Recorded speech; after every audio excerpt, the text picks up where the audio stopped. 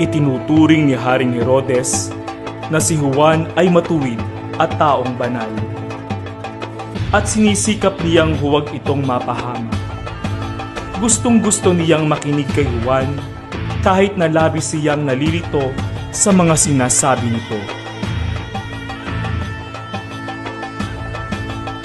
Samantala, sa labis na kahihiyan, si Herodias ay nagkimkim ng galit kay Juan at ibig niya itong ipapatay. Ngunit hindi niya ito magawa sapagkat alam niyang natatakot si Herodes kay Juan. Gayunpaman, pinilit pa rin niya ang hari na ipahuli at ipakulong ang tagapagbautismo.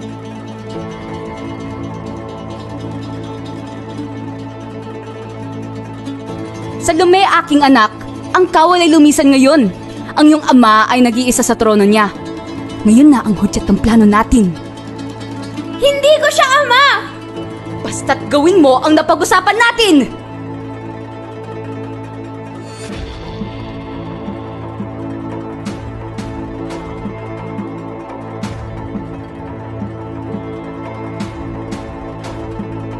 Paano mo nagagawang maupo riyan habang ako ipinapahiya niya sa buong bayan?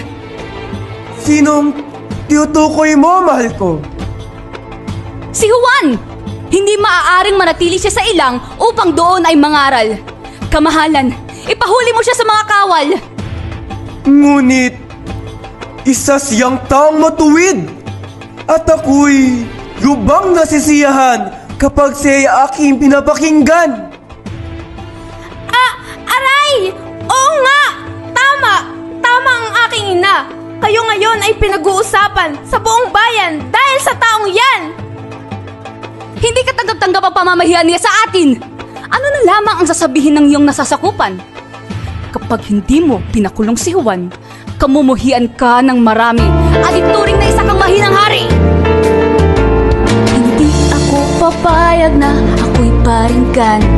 Hindi ako papayag na ako'y yurakan. Hindi siya dapat na mangaral sa ilan. Ipahuli mo si Juan sa ilan. Ipahuli mo si Juan sa ilan. Ngunit hindi ko kaya na siya'y pigilan. Ang gusto ko ay lagi na siya'y pakinggan. Hindi ko kayang siya'y dalhin sa pilitan. Hayaan niyo si Juan sa ilang. Hayaan niyo si Juan sa ilang. Ano na lamang ang sasabihin ng mga kaibigan natin?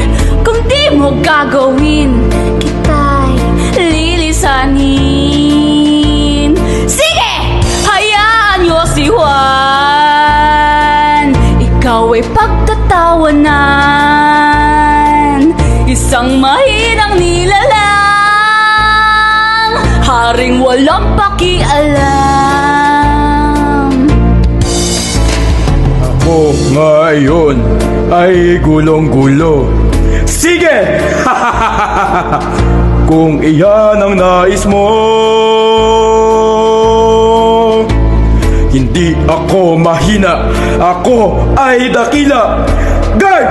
Madali! Hulihin niyo si Juan sa ilang. Hulihin niyo si Juan sa ilang. Hulihin niyo si Juan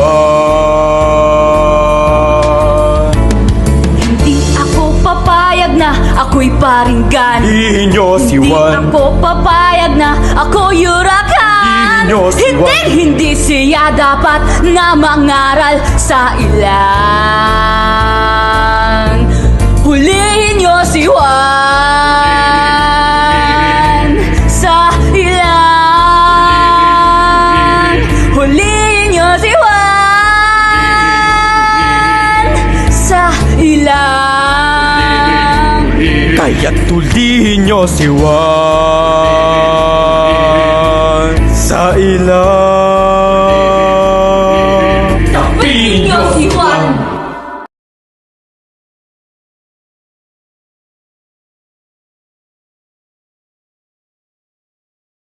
Ihanda ninyo, ihanda ninyo, ihanda ang daan ng Diyos, ng Diyos.